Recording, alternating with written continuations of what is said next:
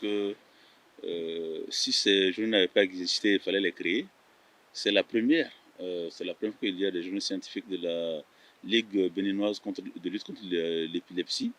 Et c'est tout à l'honneur de l'organisation de ces journées scientifiques qui ont drainé des spécialistes de neurologie affectés à des tâches concernant aussi l'épilepsie, dont un venait même de France. Et les autres, l'un du Sénégal, l'autre de Côte d'Ivoire et moi-même du Burkina Faso, à travers des thèmes très riches, très variés, animés de main de maître par ceux à qui ces travaux avaient été confiés. Ces travaux ont permis de faire le tour des points chauds concernant l'épilepsie, notamment dans notre contexte de travail, avec peu de moyens, avec beaucoup de malades et peu de ressources humaines, avec aussi très souvent le manque ou la rupture d'antiépileptiques. Ces aspects ont été passés en revue, donc, y compris les aspects concernant l'enfant, les problèmes d'apprentissage et de cognition chez les enfants, les problèmes de la reproduction chez la femme et l'épilepsie dans les formes assez compliquées et urgentes, les formes compliquées comme le syndrome de Lennox-Gastaut, le syndrome de West, les formes urgentes comme les états de mal épileptique, aussi bien chez les adultes que chez les adolescents, et avec les répercussions que les épilepsies peuvent avoir dans notre contexte de travail sur le plan du vécu des épileptiques dans toutes les franges sociales, que ce soit à l'école, que ce soit dans le centre de service de travail ou d'en trouver, ou dans la vie affective ou amoureuse ou conjugale, trouver du travail ou le perdre, comment le conserver, est-ce qu'il faut annoncer le diagnostic, à qui, à quel moment. Franchement, c'était qu'est-ce qu'il faut faire en cas de crise, qu'est-ce qu'il ne faut surtout pas faire en cas de crise et dans quelles conditions il faut mettre le malade pour qu'il soit le mieux géré possible. Il a été passé aussi en revue les dernières molécules les plus récentes qui ne sont pas disponibles dans notre contexte africain, pour le moment en tout cas, mais qui sont déjà d'actualité et qui pourraient être dans nos habitudes de prescription dans un terme pas trop loin, à condition que les politiques aussi nous accompagnent dans ce travail, que nous, les agents de santé dédiés à gérer l'épilepsie, nous soyons aussi à même de communiquer suffisamment, parce que plus on parle de l'épilepsie, plus les gens sortent, mais moins on en parle, les gens retournent tout de suite, immédiatement ou pratiquement immédiatement dans la gestion de la médecine traditionnelle. Et vous n'ignorez pas que dans nos contrées, l'épileptique se retrouve à faire la navette entre la médecine traditionnelle et la médecine moderne. Donc, plus on en parle, plus les gens seront sensibilisés et ils iront plus facilement parce qu'il y a quand même des moyens de diagnostic. Et ce ne sont pas les médicaments les plus chers forcément qui peuvent traiter tout. Je veux juste rappeler que les médicaments essentiels génériques promus par l'OMS arrivent à gérer près de 80% de l'ensemble des crises épileptiques. Bien sûr, les autres nouveaux traitements ont été abordés, la chirurgie de l'épilepsie, les nouvelles molécules, les régimes spéciaux en cas d'épilepsie ont été abordés. Vivement les deuxième journée scientifique de la Ligue béninoise de lutte contre l'épilepsie. De façon globale, je dirais que les premières journées de la Ligue béninoise contre l'épilepsie se sont très bien passées. Mieux passé même au-delà de nos attentes parce que nous avions eu l'opportunité d'assister à des conférenciers venus d'un peu partout dans le monde, en Afrique et même au-delà. Il y avait des participants et les participants n'étaient pas forcément des scientifiques. Il y avait aussi des parents d'épileptiques, il y avait aussi des épileptiques et de façon générale, les communications qui se sont déroulées étaient axées sur un peu de tout concernant l'épilepsie et a pris en compte le panel vers qui les informations étaient dirigées. Donc, les scientifiques en ont eu pour leur compte en termes d'informations nouvelles. Les parents d'épileptiques et les épileptiques aussi ont appris davantage sur la maladie.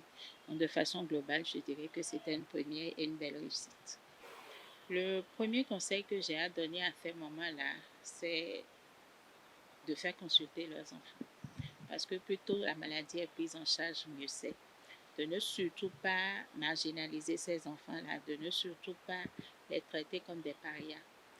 et de ne pas penser forcément que l'épilepsie est en rapport avec un envoûtement ou alors que l'épilepsie est une maladie contagieuse et que le fait d'isoler ces enfants-là de leur fratrie pourrait aider les autres à s'en sortir. Non, le plus important lorsqu'on a un enfant épileptique, c'est de demander de l'aide.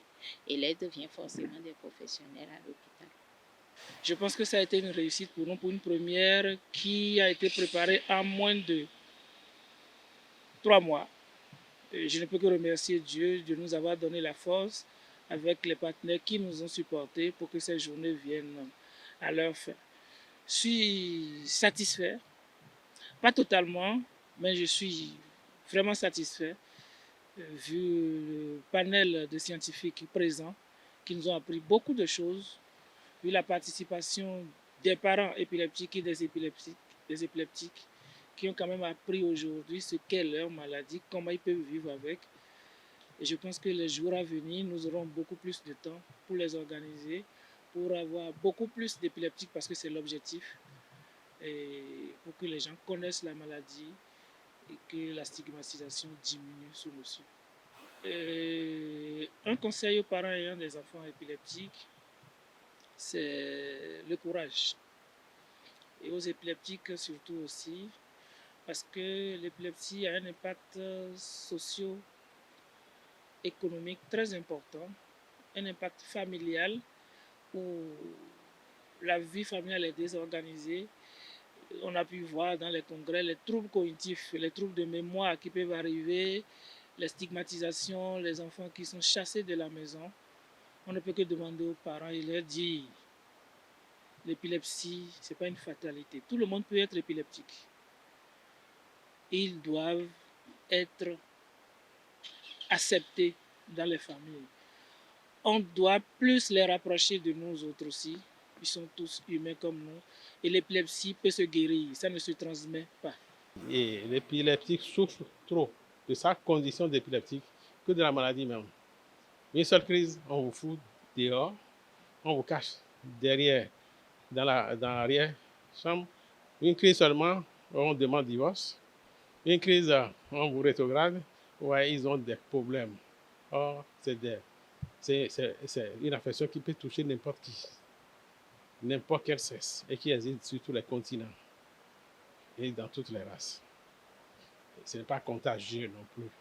Bon, conseil à donner aux parents qui ont des enfants épileptiques, c'est de se calmer et puis d'emmener les enfants à l'hôpital pour que les médecins, les spécialistes fassent un diagnostic et leur donner des conseils.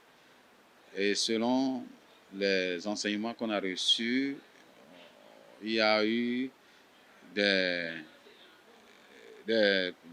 présentations qui ont souligné que ça peut être guéri si on suit rigoureusement le traitement. Donc, il y a un traitement pour ça. Donc, il n'y a pas à avoir peur, mais il faut qu'ils envoient les enfants. Donc, c'est dommage qu'on apprend qu'il y a des parents qui laissent ces enfants parce qu'ils les considèrent comme possédés. C'est vrai que nous sommes en Afrique, il y a des maladies qui peuvent être provoquées, mais tout n'est pas diabolique. Les épileptiques peuvent vivre en société tout comme tout un individu qui n'a aucun problème et qui doivent sortir de leur zone d'ombre, de confort, et ils peuvent évoluer normalement. Notre entourage doit savoir qu'est-ce qu'il faut faire en face d'un épileptique, en face de quelqu'un qui fait une crise épileptique, comment se comporter, ne plus fuir devant un patient qui fait de l'épilepsie. Donc l'information doit parcourir tout le monde, toutes sortes de domaines pour accompagner les patients vivant avec l'épilepsie.